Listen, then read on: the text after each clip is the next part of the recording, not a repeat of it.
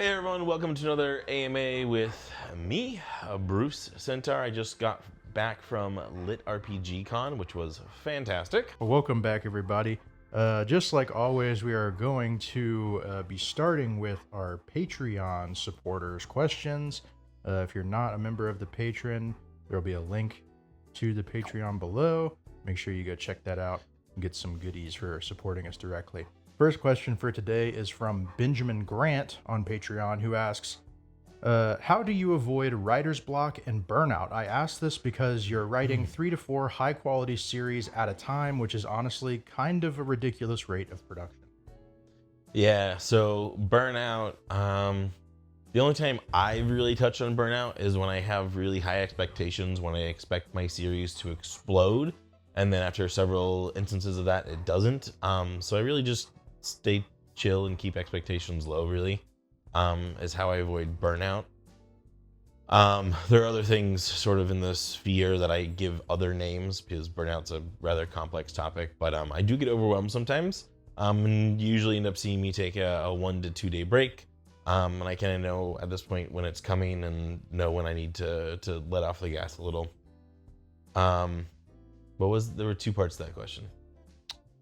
No, just how do you avoid writer's block and burnout? Oh yeah, writer's block. Writer's block. I don't know. I don't get it. Skill issue. All right.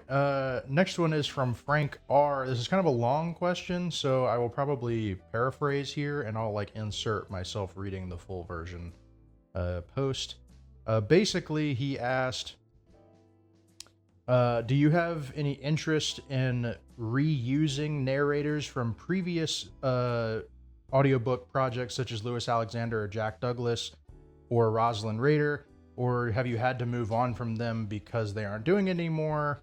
Just sort of a question about that. So narrator choice is, it comes up pretty frequently. I'm getting some feedback from fans that they really want my series to have different narrators. That if I use the same male narrator, for example, too many times in a row, it kind of makes my series blend together because when people are listening, it's a different character, but it's the same voice. So I've kind of taken that to heart, and I'm starting to branch out, do some other male narrators. I have no issue with some of the ones I've worked with. I think Jack Douglas in particular, I don't think he's really doing that much anymore, or his timeline is off. I think I haven't been able to get him again. Rosalind Raider and Lewis Alexander are still out there, still doing Hamlet. I just, like I said, I'm trying to get different male narrators to distinguish the male voices in my books. And then he also had a second kind of follow-up question that said, you had mentioned before that Audible was taking a bigger chunk of sales or is going to be soon, and that you're looking into other options. Is that still the case? And if so, what have you been considering?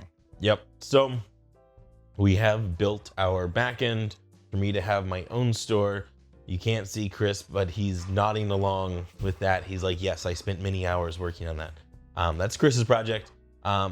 The change for Audible isn't coming until the end of the year, so I'm not rushing it, but I will most likely, at the end of this year, beginning of next year, start doing direct with delayed release to Audible, and I will probably, since I will be able to, go wide and do Spotify, Kobo, and some of the others. This next question is from Person, who said, is there a file that you keep track of extended descriptions for the different skills in dungeon diving? An example could be true demon form and the extra effects that you may not realize, like enhancing demon skills while in it. Yes, so I do have several very large documents for all of my series. At one point, I was using Scrivener to write everything in, and now Scrivener has mostly just become a documentation thing, and I work largely in Google Docs. But yeah, I have very large documents with lots of things. Every time, because I'm a discovery writer or a pantser, whatever you want to call it, I come up with a character's description or the ability, usually on the spot. Something like an ability or system changes. Usually I have to like sit down and like think through things a little bit before I make it. But then once I make it the first time, I then throw it into Scrivener so that I have that going forward. Next up is from Jacob, who asks, I noticed that Dungeon Diving and Returner's Defiance have moved away a bit from sharing stats and skill lists. Is this because they take up too much space in the story, or is it just too frustrating to keep track of? Do you think any future works may include similar stat and skill-based elements, and how would you choose to change or improve those if you use them again? Yeah, so I have lots of things here. So stats and skill-based elements it's hard because oftentimes, even though you have a long list of 20 skills, there's a very small list of ones that are, I guess, the best or like the most frequent users. It is quite hard to make a skill list that gets used all the time. Also, when there's 20, 30, 40 skills, and there's a situation where he uses some of them, but not all of them, I actually get a number of people kind of raising their finger and be like, well, I think it would have been better if he used this skill or that skill. So it skill bloat causes me as the writer to take more time to work through fight scenes. So skill bloat actually slows me down. Stats are fine. I have no issue with stats. But skill bloat, I'm definitely kind of pushing back on both series on skill bloat. In fact, if I were to do things better, I do have I guess technically it would be a gamelit cultivation in mind that I would do at some point. And I really like He Who Fights with Monsters, where he gets 4 skills and the skills evolve, but he remains only having 4 skills. I might do something more similar to that, where we keep the list down and instead evolve the skills as a progression mechanism, rather than just sort of accumulating a large bank of skills, in which the reality is half of them rarely get used. All right. Next up is from Lumi Lumi, who asks, I've been wondering, whenever I write, I get stuck imagining different POVs for the same scene. Are there specific scenes that come to mind where you would have preferred a different POV to what you ultimately chose to have written in your final product? By the way, Dungeon Diving Harley spinoff win. Yeah, someone else was asking me about Dungeon Diving Harley spinoff. I don't know if that was also you or if that's like a thing now. And when it comes to POV, I write mostly first person, and so we're going to keep to that. However, I do, when I think there is a strong emotional moment that can come from another character, I do write other POVs because I think that kind of rounds out the experience. Generally speaking, I just default to first unless there's a strong pull to do it from someone else. All right, and then final Patreon question, short one from Joshua Mihel, which I guess we just missed this. This was news to me. He said, I may have just missed the answer to this somewhere else, but is there going to be a paperback for Returner's Defiance 6? I guess we never made that. Yeah, that someone else brought that up to my attention last week, but I was getting ready for the con, so I didn't really dive into it. It is on my to-do list. It's coming.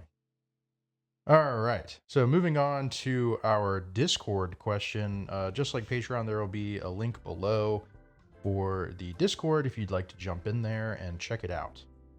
Up first is from Snot, who asked, hey guys, hope you're well. I was wondering what software/tools Bruce uses for dictation and what word processing software he prefers when it comes to typing and editing his work. Thanks again. Have a good one. Yeah, so for dictation, I use Whisper. There are so many other things out there, but Whisper is by and far the best thing out there. It is the same closed captioning software that is used on YouTube and TikTok. So if you ever on YouTube and TikTok and you just hit closed captioning, it's Whisper that's used there. It's really great. It accents strange words. It does a fantastic job.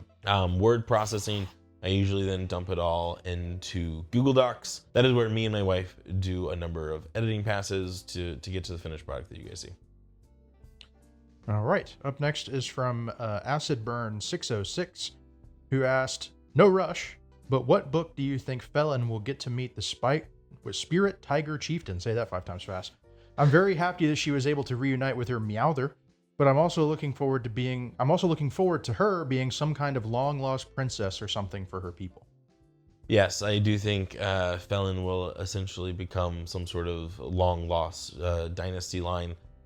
Spoilers. I don't know when it'll happen, but it is on my list of open threads. All right. Next up is from Zolson. Sorry if I said that wrong. I probably did. Zolson, who asked, during Lucian's attack on Kin, when Felon got her boundless mana, one of the thread spawn infected people was described as having a horn crown, but Kin wasn't sure what race they were. The second one was described as a lizard woman. Lady Frey is described as having a similar crown. Was that person actually a demon? And what about the lizard lady? Will we ever meet her race? So we will continue to meet and explore races of the dungeon. Remember, there are the 7 cities underground, or within the depths of the dungeon. We have met demons, Orkai, we know Whalerin are there, and we know Nikorians are there. We still have 3 more to explore, and I love nothing more than exploring a new setting. Next up is from Ark, who asked, out of all the love interests that you have written, who is the best and why is it Aurora? And then in parentheses, not for long. Not for long. Why is it Aurora? Well, Aurora was what? Early. She was the first girl of my first series. Sometimes I like to ignore Legendary Rule. So yeah, she was the first girl in my first series. She holds a special place in my heart. Not to mention, I do genuinely love the Sunshine characters. I mean, if you look through my series, there are a number of Sunshines for our first girls. It is Aurora, as it apparently should be according to the question. Next question from Black Death 200, who asked, hey Bruce, I was introduced to harem-lit genre through your dungeon diving series, and I've completely binged all 11 books in a single week. You've officially set the bar for my expectations going forward. My question is about a past Q&A where you mentioned a potential webcomic/manhwa series. Yep. Do you have any exciting updates on that front? I don't know if I have exciting updates. The webcomic stuff is very slow. I don't think I get a call to manhwa because I'm not Korean.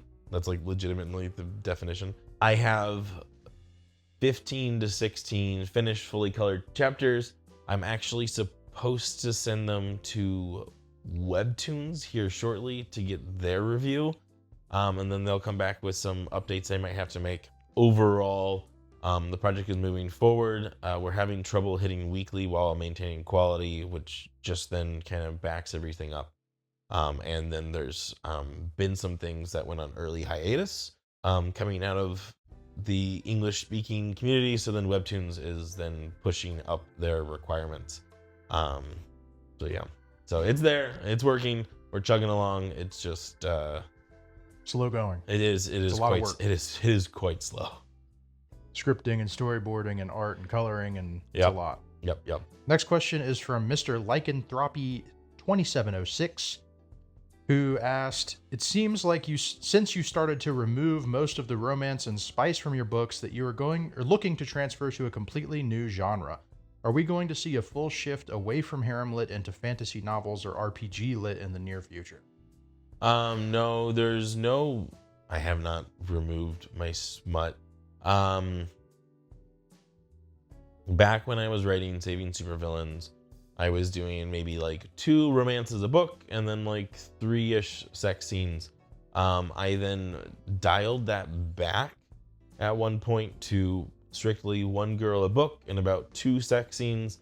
And then in my most recent with Escaping Gravity, I'm now doing 2 sex scenes and then 1 romance per 2 books. And so I am slowing it down. It's a conscious effort. It's not because I'm trying to remove spice or because I'm trying to change genres. It's largely because the overarching feedback I'm getting is people want less harem members in the series. That when the harem gets too large, that people are losing interest. So I'm slowing down the harem acquisition. If that's kind of a crude way to put it, but I am slowing down the growth rate of the harem members. because that's the feedback I'm getting, and I'm able to write longer series. So yeah, there's no saying that I've removed the spice or romance is quite the misnomer. I am, however, slowing things down because that seems to be what I'm being asked of. All right, and our very last question is from Greek God Master, who asked, in dungeon diving, will there ever be a holiday dedication like Christmas or Valentine's Day? I think it would be fun to see Kin, Dez, or Charlotte and Crimson teach the others what the holiday is and how to celebrate it. Yeah, that would be fun. I recently, someone was like, you really should give Kin a birthday, and it's actually now in my dungeon diving notes that Kin needs a freaking birthday. So maybe we can do a holiday too, or maybe I'll stop at the birthday, but I probably should do some sort of seasonal celebration to help show the passage of time at the very least. All right, and that is all our questions for this session. Thank you guys, as always, for your questions, Patreon and Discord. All right. Thanks, everyone. Once again, this is Bruce Sentar. I write romance books for men, or harem lit, or lit RPG with harem, whatever you want to call it. But they're fun books, and you should check them out. Oh, and we have an active Kickstarter right now selling special editions of Bruce's longest running series. Well, I guess not longest running at this point anymore. No. Dungeon diving is past it. Dragon's Justice, very popular series. Kickstarter is below. Get your hands on some special editions. Link will be in the description. Yes. Thank you, Chris. I am a terrible salesman. That's why you hire me. All right, guys. Bye.